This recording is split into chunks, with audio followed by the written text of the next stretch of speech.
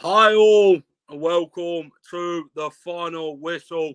It's a match preview tonight then as Leicester City travel to London to take on Tottenham Hotspur. We're made in for a tricky game, aren't we, in this one? And I think it'd be very difficult come Saturday, 5:30. But, you know, we've got Luke come on from the Park Lane podcast. He'll explain what he does over on that channel. We'll be previewing the Leicester game. We'll be talking about his season and what he thinks Spurs will do this season and his thoughts on all their transfer business, including Langley, Perisic, and Richarlison. So yeah, get your comments in, get your score predictions in, and we'll get them all on screen. But yeah, remember guys, smash a like, share, subscribe to the final whistle, and I'll see you in just a minute.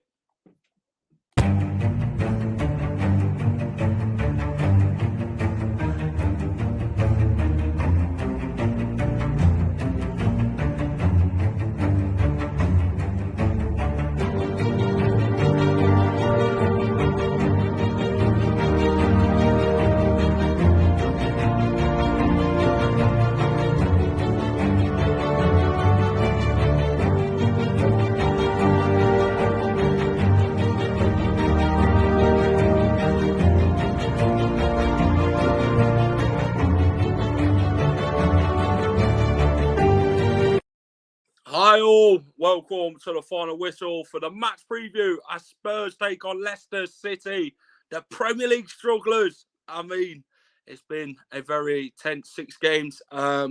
Watching Leicester this season so far, we haven't really helped ourselves, had we? We're bottom of the table, 1 point out of 6, 16 goals conceded by the Foxes, and Spurs are very high flying at the minute. And we'll get Luke's thoughts shortly on his predictions for Spurs, thoughts on Antonio Conte and all that, and then Harry Kane. We'll talk about Son, and we'll get into the business of things. Luke, how are you?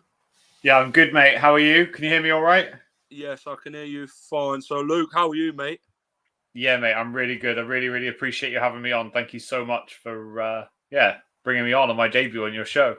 So, welcome to the channel, Luke. Tell me, firstly, where everyone can find you if they're a non-Spurs, non-Leicester fan.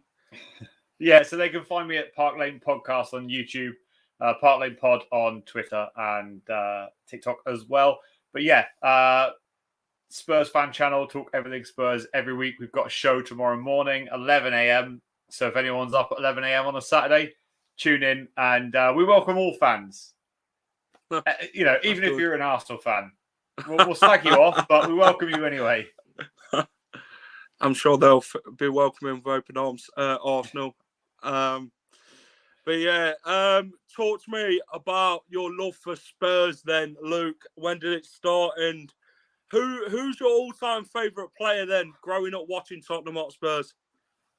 Yeah, do you know what? Like, it's such a funny story, right? Because everyone hears me talk and they're like, oh, you're not a Londoner. Like, how do you support Spurs? Like, all the rest of it. But it's quite a long story. I'll try and shorten it for you.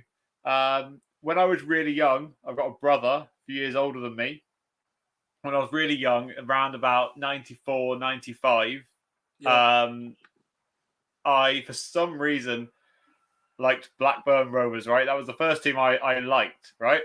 Yeah. And my brother, being the older brother, said, don't support them. They're not very good. Support Tottenham. They're much better. This is a true story, right? They're much better. And from then on, I became a Tottenham fan. Turns out, in 94, 95, that's when Blackburn Rovers won the Premier League. So it was all a trick, and I've been a Spurs fan ever since.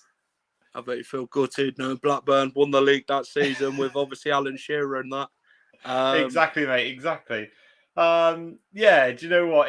There's a lot of like Spurs legends, a lot of Spurs players that I look up to.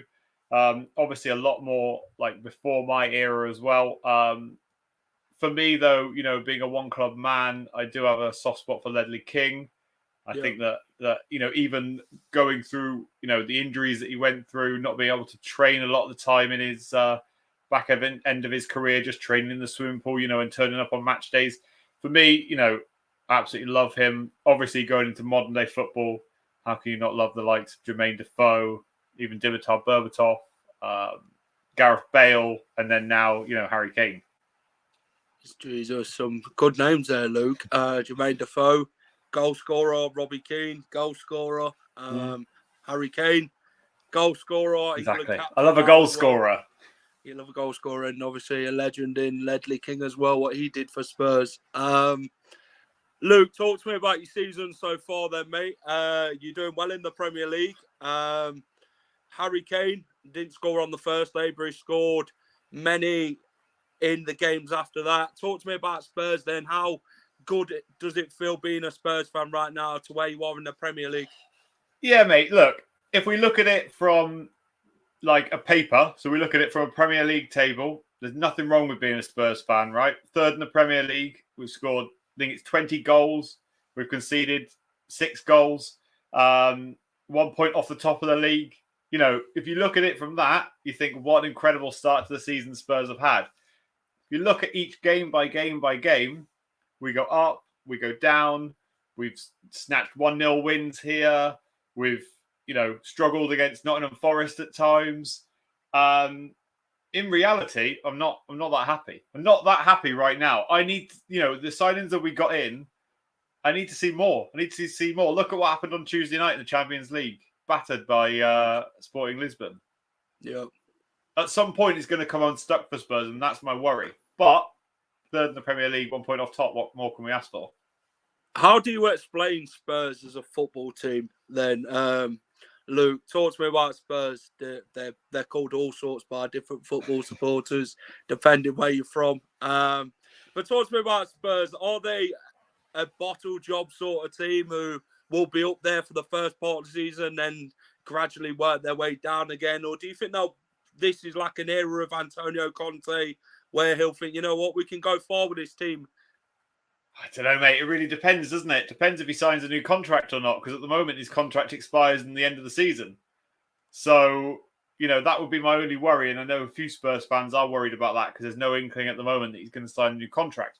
But talk about Spurs, right? If we go back to like Mauricio Pochettino days, then, we can talk about free-flowing, high-pressing, attacking football. We go to Jose Mourinho and we can talk about depressing, defensive football. We go even further back to, under Martin Jol and other people like that. We can look at a team that just really didn't have much of an identity and really struggled to kind of grasp their place in the Premier League.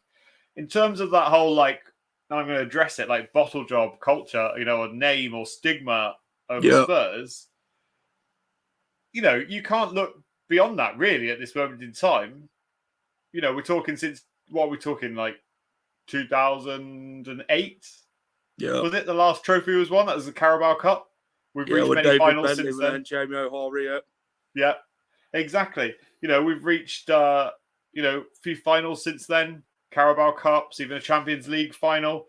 But for some reason, we just can't seem to get over that line. You can blame the managers, you can blame everybody else, but some reason within Spurs, there is that culture of just not being able to get over the line. There isn't that winning mentality, and that's really what we need. I want to see Antonio Conte flourish at Spurs, but I just really struggle to wonder if, he's going to stay to come the end of the season. Obviously, Juventus they're on about Allegri, aren't they now? And Antonio Conte going back to Juve. Do you think he'll be committed to Tottenham, or do you think he'll have the eye on that Juventus job come when Allegri is sacked? I'm not sure because, in the transfer window, right, that was a key time for Spurs and Daniel Levy and Joe Lewis. It was, are they going to back a serial winner, right? Yeah. Are they going to back Antonio Conte? And if you look at it again, as I talk on paper, you look at 7 signings that came into Spurs. One signing is a return on loan, so he's gone back on loan to Udinese, and he'll be coming next season. We got lots of players out the door. If you look at that, you think they definitely backed the manager. But if you look at how many of those players have, so I'm going on a rant now, have actually played in those games. Longley's played a couple of games. Perisic has come into the team quite a lot. Richarlison has. But if you look at Jed Spence, Yves Bissouma, obviously Fraser Force as a backup goalkeeper. But if you look at some of those signings, they're not even touching the, coming off the bench at times. So it does worry me, like, how much control he's had over the transfer market, and really, has he been back to his full potential? I'd have liked to have seen a marquee signing under Antonio Conte. Hasn't happened. I'd have liked to see a marquee centre-back, but who knows what's to come. But yeah, look, I'm happy enough it is. Sounds like I'm moaning, but I'm happy enough as it is. But, you always have to worry with Spurs that deep down, something's not going right. Yeah, you do. Let's talk about your summer transfer window then. You brought in so many players. I know you ain't brought in as many players as Nottingham Forest. You don't need 20-odd players to build a football team, do you, just to stay in the Premier League? You brought in Perisic, experienced European winner. You brought in Longley from Barcelona. He's won trophies. Jed Spence won the playoffs with Nottingham Forest last season. Brought him on from Middlesbrough. You've also brought in Richarlison from Everton for a big fee. Fraser Forster as well. That's not really going to be a goalkeeper to replace Lloris, is it? But what are your thoughts on the new signings then? Do you think these new signings are going to relish under Antonio Conte? Or do you think it's just been not really thought well through, Luke, as a Spurs fan? Would they the sort of players you'd have thought, well, we could have done better. We needed them marquee signings to improve the squad. Do you think some Spurs will feel let down with the players that you brought in rather than the players that you could have? Yeah, it's an interesting one. Really interesting, actually. I'll try and go through them, right? Because I don't want you to sit there and say, name every single one of them, because my head spins every time I even try and think about it, to be honest. Look, as a Spurs fan, right, we went through transfer windows under Pochettino. Yeah. After winning coming second in the Champions League, to not signing anyone, right? And our owners didn't back the manager whatsoever. They then sacked him the next, few months after that. Antonio Conte needed backing. Now, the signings, when we started seeing them coming in before July even started, we started seeing 3-4 signings coming in. Spurs fans were excited. The problem that I have with the signings that we've made is I was really excited to see Jed Spence. I think that right wing back role is there to be taken at Spurs. We've got Emerson Royale, Matt Doherty, and him. He, I thought, would be a really raw young talent that could be molded and put into this Spurs squad. The way that I've heard Antonio Conte talk about him sounds like he's not that interested in him, and that he's not going to be in the Spurs lineup anytime soon. And so, that's the one I'm kind of a bit worried about now. Fraser Forster, obviously a backup goalkeeper, has got a lot of experience and more than happy with that to come in. It's better than some of the other backup goalkeepers we've had. Yeah. Obviously, we finally bought Christian Romero as well in the summer, so that was made into a permanent deal. So really, really, really excited about him. Come on, Longley. I am excited actually about him. Like, one of the things that he offers is a lot of kind of ability with his passing on the ball, sorry. And it's a risk-free signing because it's only a loan. So a lot of people were like, why are we signing him? He's not done anything at Barcelona, etc., right? But offers zero risk and only reward, in my opinion. If it doesn't go well, You send him back, you've only paid his wages. Perisic is a fantastic signing.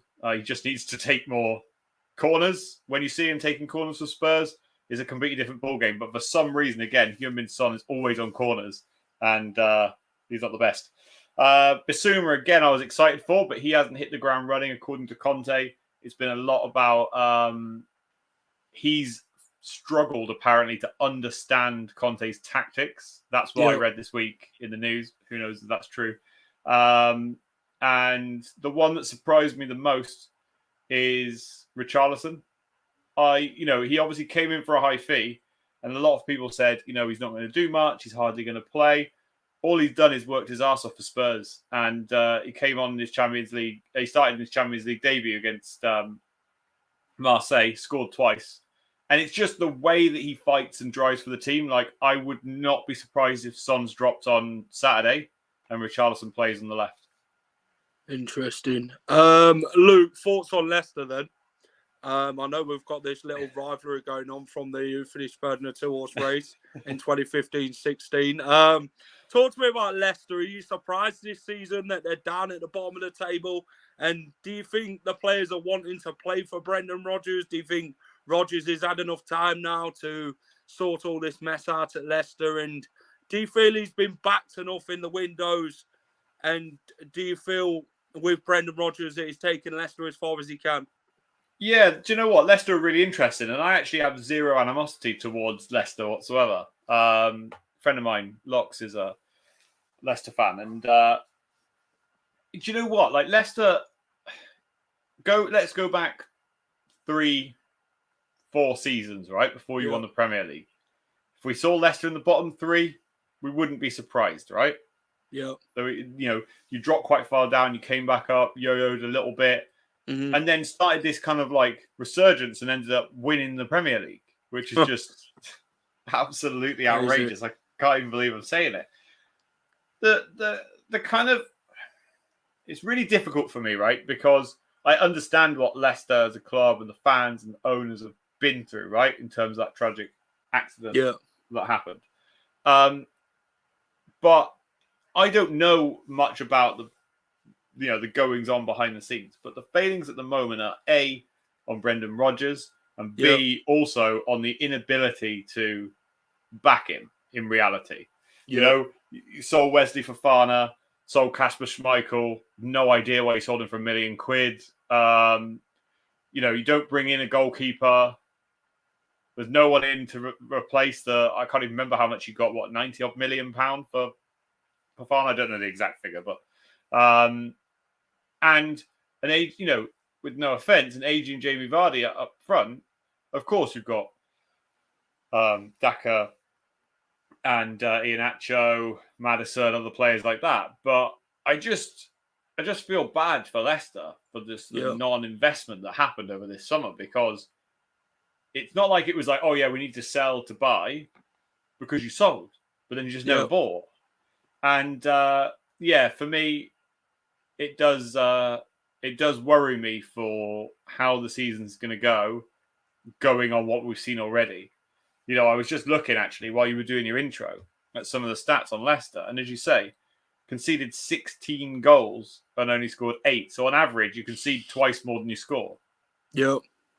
So, that doesn't bode well whatsoever, does it? 6 wins, 6 losses, 6 games, 0 wins, 1 draw, 5 losses. Look, it can turn around. It's early days. I don't expect you to get relegated this season, but something needs to happen. Brendan Rodgers won you the FA Cup. Claudio Ranieri won you the Premier League. But it looks like both will get sacked shortly after those things happen. So I don't know. I'd like to know your thoughts on Leicester, because it'd be interesting to hear from an insider's point of view. I think with Leicester this season, it's been very difficult. Brendan talked about this big rebuild, didn't he, last season? Kept going on about it in press conferences. He don't feel that he's been backed. He's called out the owners. He's called out the fans. He's called out everybody, threw them all under the bus. We've spent £15 million this summer. We bought Alex Smithies on a free, third choice goalkeeper. sold Kasper Schmeichel for £1 million. We're supposed to have got another number one in to replace Kasper before letting him leave, but we didn't. And now you're sort of Danny Ward. I feel he's a championship goalkeeper. He's not that level. We need that marquee goalkeeper. We brought in. Don't you have that Basuna? What's his name? The other goalkeeper you have? Daniel Iverson. Oh, is it? Okay. And then we brought in Wout Faz from the French Ligue 1 for £15 million. No one's ever heard of him. I've not heard of him myself. He just looks like David Luiz to me. But some fans talk about him being a red card waiting to happen. So-Hyun Chu has been dropped from the squad. Maybe he's fell out with Brendan Rodgers. I hear that Brendan Rodgers has fell out with many of the players. Dennis Pratt, So-Hyun Chu, Timothy Castagna. But I guess with players, they like to voice their opinion, don't they, on what's going on. If they're not happy, they're going to say so. And just with Rodgers, he seems that stubborn sort of, it ain't my fault sort of manager. It's everybody else's fault. He won't take blame. And, you know, it's been a difficult window. You know, we thought we'd have all these new signings coming in and the squad will get more stronger. With Yuri Tillemans, he was either 50-50 on going and staying. Wesley Fofana, he left in the end. That left a bitter taste in Leicester fans' mouths at the Wesley Fofana saga. Especially his Instagram posts as well. Yeah, he disrespected the club. I don't know if you've seen much of Wesley Fofana from St Etienne to Leicester. That move, he did the exact same thing there, the childish games and social media things and all that. And you know that put Brendan Rodgers in the seat, then saying, you know what, we'll just drop him to the under-23s. Won't play him. He don't want to play. Fine. But I just feel with Brendan now, he's taken us as far as he can. He ain't going to win us any more than what he has. He's got a group of players who are potentially good enough to hit the highs levels, but they're there at the minute, aren't they? Lack of confidence. I don't feel that many players know how to play under Brendan Rodgers now, and I just think now's the time to get rid of him as a manager. I just don't feel he's good enough for the job now. His head after certain press conferences this season, it's like, oh, I want to leave. Thank you for this, and this. He just clicking on, thinking, oh, he don't want to be here, but the club ain't got the money to sack him. Yeah. Why don't they have the money? Well, this is it. Obviously, they're having this big expansion done, aren't they, on the stadium, around the stadium and that. But King Power's been very... I think he's lost £4.2 billion top in the last couple of years. Okay, but that's due to the COVID situation and that, because our owners are funded on duty-free, aren't they? They're not like other clubs like Man City now who can fund it from oil and this and the other. Ours is more of a duty-free. If the airports ain't opening, you ain't earning that money. But if the airports are flowing, then fine. Yeah, there's your funded. But I just think it's a difficult position Top's in at the minute. And Brendan, does he really want to be at Leicester now? Because, you know, I think with Brendan, he's a notepad sort of manager, ain't he? He likes to write a lot down and clap. And what infuriates Leicester fans as well, he seems to clap when other teams are scoring, and you're just thinking, what are you doing, man? You're behind. Root your team up. Get them going. But you just don't seem to have that motivation anymore, like what he used to have when we won the FA Cup and that. It's just I don't know where that Brendan Rodgers is gone, but, you know, it's a tough take being a Leicester fan at the minute. We're bottom of the table, 1 point, and Brendan don't know how to change it. It's one way or no way. So he's a stubborn little bloke. Do you know what? If there's one time to get a win and there's a team you want to play, bring on Tottenham. That's what they say. Yeah. Crazy. You never know what's going to happen, mate. Honestly, we go and play Sport in Lisbon the other night. They've never beaten an English team in the Champions League, and then Tottenham come to their ground, get beat. It's just the way it is, mate. It's the Tottenham way, isn't it? Luke, let's move on to Tottenham versus Leicester then. Let's have a look. Last time round, you beat us 3-1 at Spurs Stadium last season. I think Leicester played a very B-side sort of team because we were looking towards the Roma game, wasn't we? Spurs obviously they banged it in with Son from distance, didn't they? Harry Kane scored. I forgot who the other goal scorer was. I don't know if you can put me in the right direction of the other goal not off the top scorer. of my head, to be honest. It was My mind, I can't even remember last week, mate, let alone last season. Let's pull crazy. it up. Let's talk about Son twice and Harry Kane. Oh, was it Son twice? That were it. Someone said 3-1 before the game. A Son fan.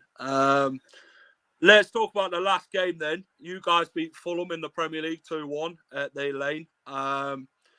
Brighton beat Leicester 5-2. Talk to me about them two games then. What happened in the Spurs-Fulham game then, last game? How did you feel about the win? Do you know what? It was. It feels like an age away. Obviously, we had no Premier League last weekend, so it feels like an absolute age away that we played that game. Spurs have had 2 Champions League fixtures since then. But yeah, do you know what? Like, I think it was a good game because before that we'd been disappointing but managed to get results. Against Fulham, we seemed to just be kind of like back up to ourselves again. You know, like full of energy and pressing quite a lot. Yeah. Højbjerg got us off to a good start, scored the first goal. Harry Kane scored in the second half to get a second goal.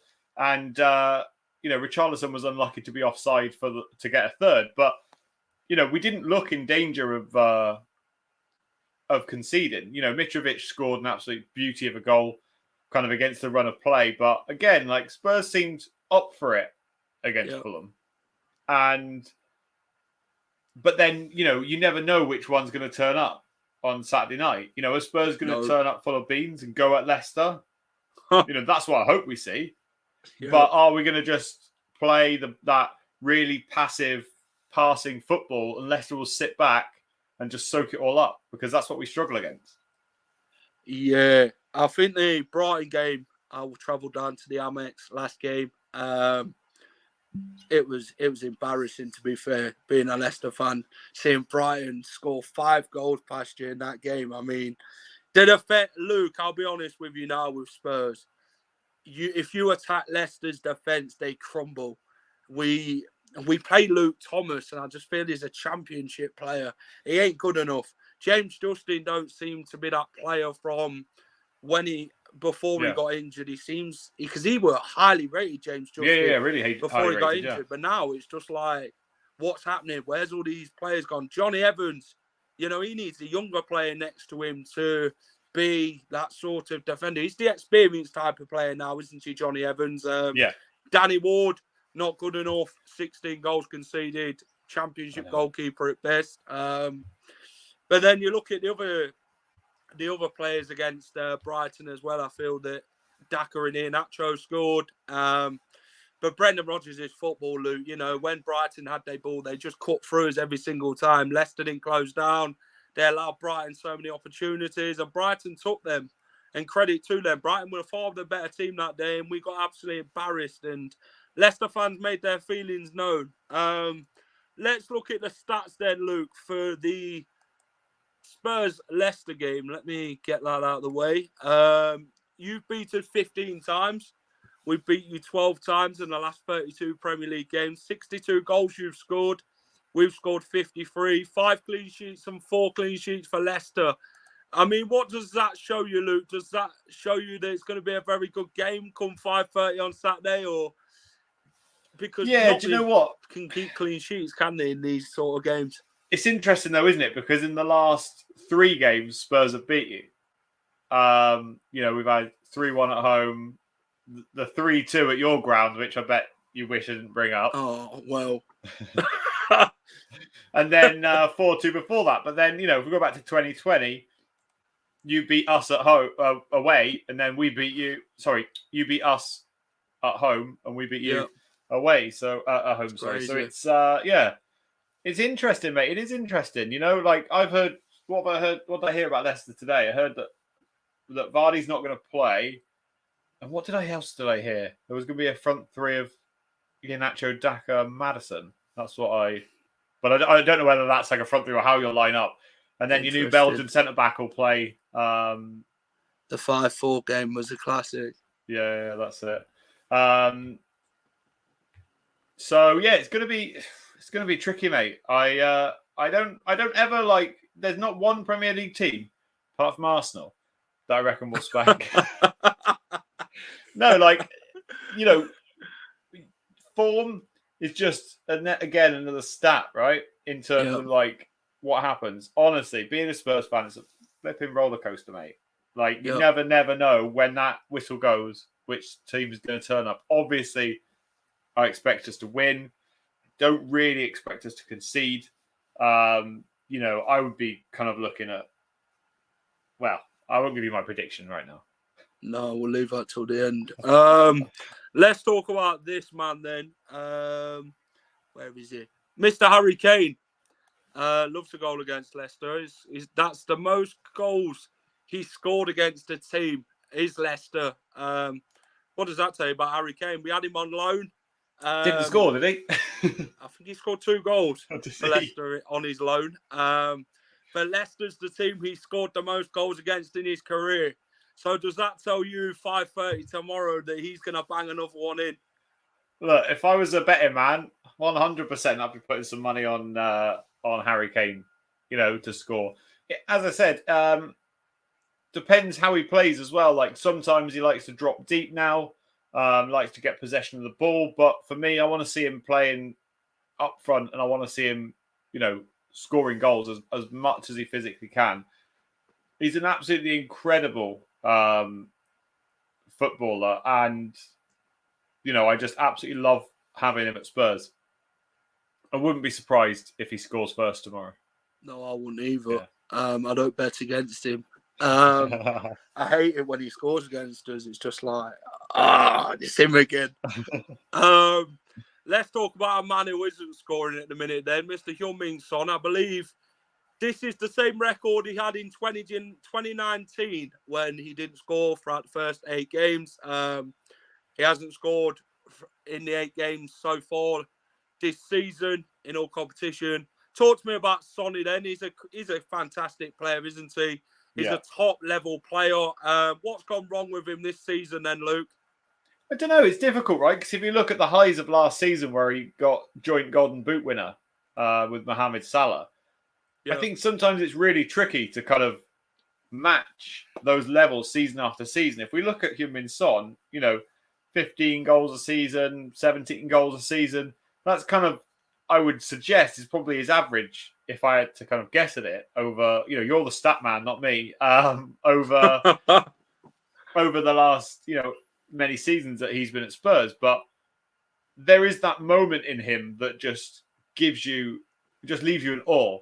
You know, his explosive pace, his ability to take on a defender, you know, his passing, his scoring. And just, you know, a lot of rival fans absolutely despise him, but I put it down to jealousy rather than actually anything else about him. It's just a matter of time for me until he scores, until he gets on the scoring sheet, and until he really takes off. But at the moment, from what I see as a fan from watching the games, you know, every game, that at the moment he seems to be overthinking everything. You know, the minute the ball's coming to him, you can see his mind's racing, and before he's thought about what to do, it's bounced off his leg. He's not got the right touch. It's got caught under his feet. And you do see this with Son, but I strongly believe that he is dropped tomorrow and Richarlison plays, as I said earlier, Richarlison plays instead. So I would see a front three of Richarlison, Kane and Thfc. And I wouldn't be surprised if he came on, but Conte's got faith in him, and you know, you can understand why, but the fans are calling for him to at least have a game off. The other thing about him maybe that took it out of him was the tour of Korea, South Korea, that we did in pre-season.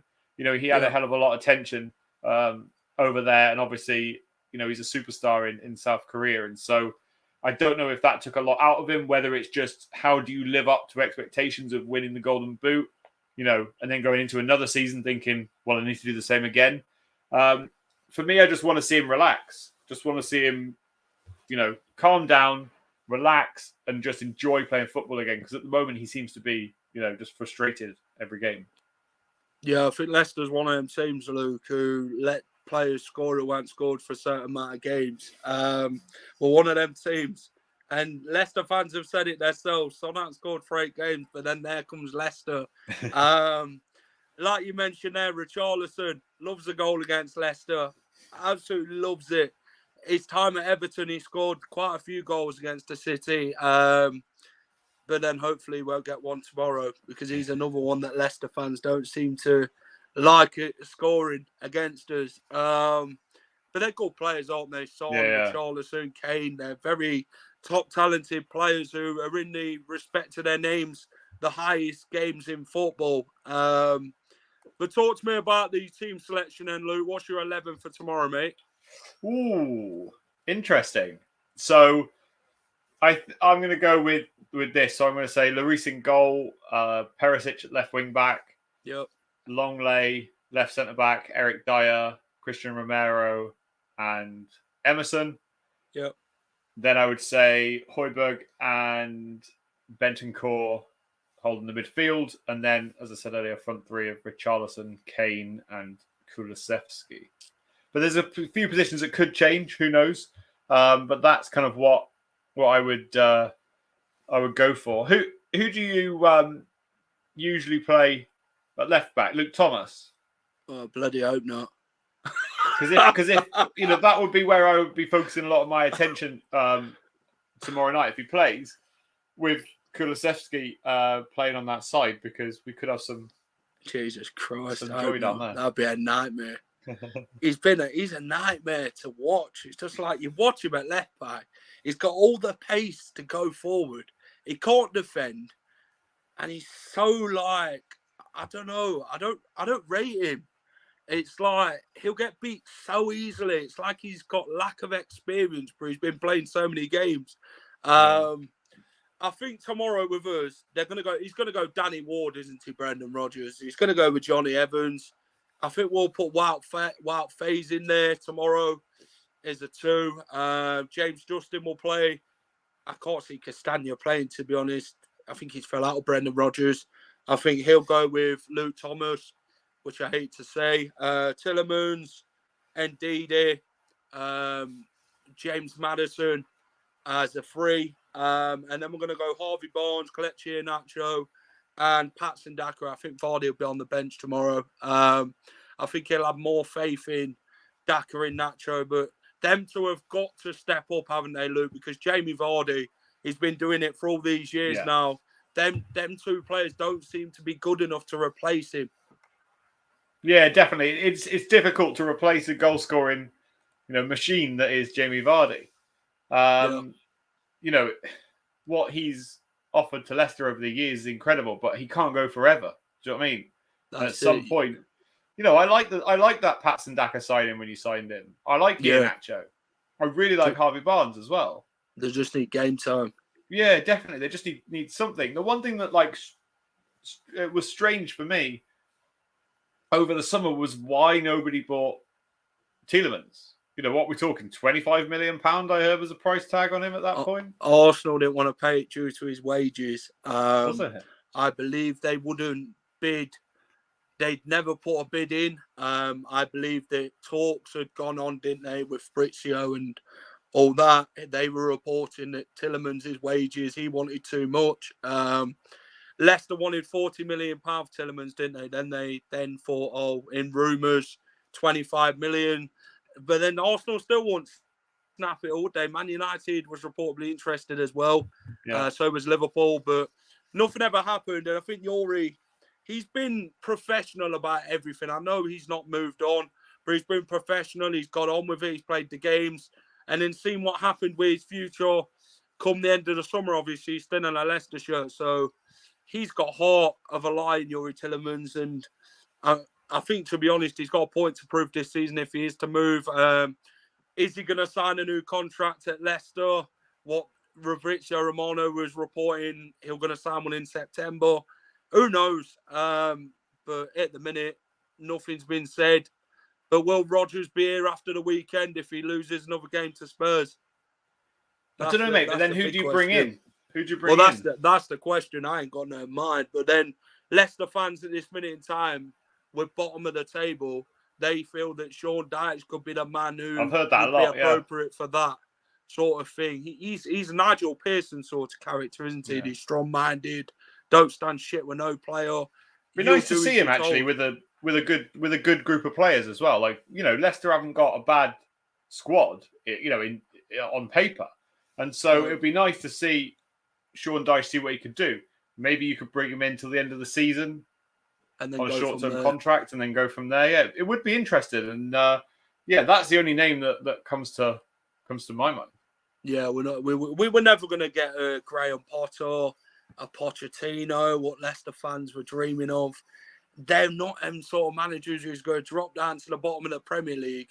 No disrespect to the club, but they're not going to drop to where we are because look at who they've managed and where Brighton was at this minute in time. He weren't going to sit there and drop. He was only going to drop for a team like Chelsea because now he's got a game time in his hand. Chelsea fans are wanting him out already. So they're very typical, aren't they? Chelsea is a team that go through so many managers, can't back them, and they're never happy.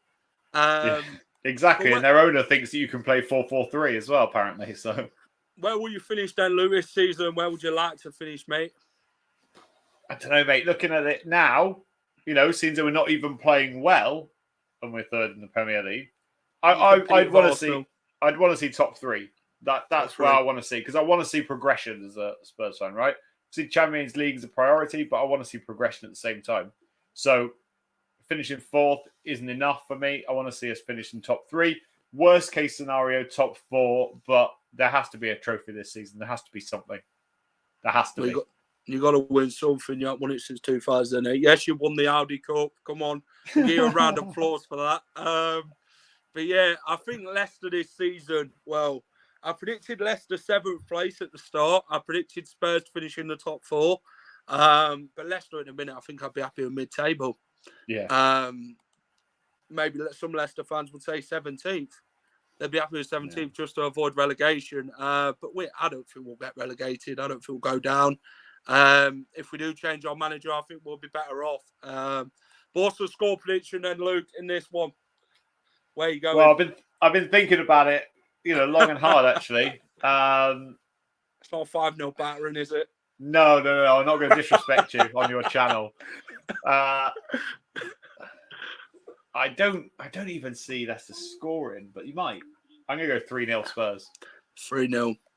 Fantastic. What's your prediction? I've gone for a 1-1 draw. I did it in the Premier League prediction just a 1-1. At least you back your team to a certain level. I hate it when people say they're going to get beat. Yeah, exactly. I'm not one of them fans who will sit there and say we're going to get battered 5-0, 6-0 just because you're playing against someone like Tottenham or the other bigger sides. You've got to find that sort of ground, haven't you, as a football fan, and back your team all the way. I think tomorrow will be a very difficult game, but Leicester's got to somehow find that way to start winning games. I mean, Rodgers has got to think fast and right, but he's going to be on his notepad again tomorrow on that touchline. As can't be arsed, and but we'll see. I'm going to go 1-1. Luke, thanks for coming on, mate, as always. Mate, any time. Honestly, it's been an absolute pleasure, and I really appreciate coming on your channel. Cheers, mate. Good luck after tomorrow, yeah? Cheers, mate. Thank you. Cheers, mate. That was Luke from Park Lane Podcast. Right, guys, smash a like if you're watching on Facebook. Smash a like if you're watching on YouTube. If you're watching on playback, go and smash a like. Come and give me your views in the comment section on YouTube if you're watching on the playback. Come and let me know your score predictions as well, because it's not going to be an easy ride tomorrow at the Tottenham Hotspur Stadium. Thank you to Luke for coming on from the Park Lane Podcast, giving me his views ahead of tomorrow. Thank you to everybody who's watched tonight. And yeah, the match day vlog I'll be doing tomorrow at the Tottenham Hotspur Stadium. So go and check that out. It'll be out on Sunday. I'll be going to the Leicester City women's game as well, as they host Tottenham Hotspur's women at the King Power Stadium. So I'll be doing ones for that, and that'll be out on Monday. We've got the review show on Monday from Spurs versus Leicester, and then we've got the women's one as well, Leicester versus Spurs women review. So, yeah, busy on the final whistle. But yeah, thanks for watching, everyone. This is Jack from the final whistle. Say good night. And Leicester, don't let me down tomorrow, please. I can't handle more heartache. So come on, Leicester. I'm right behind you. Up the Foxes. And I'll see you in a bit, guys.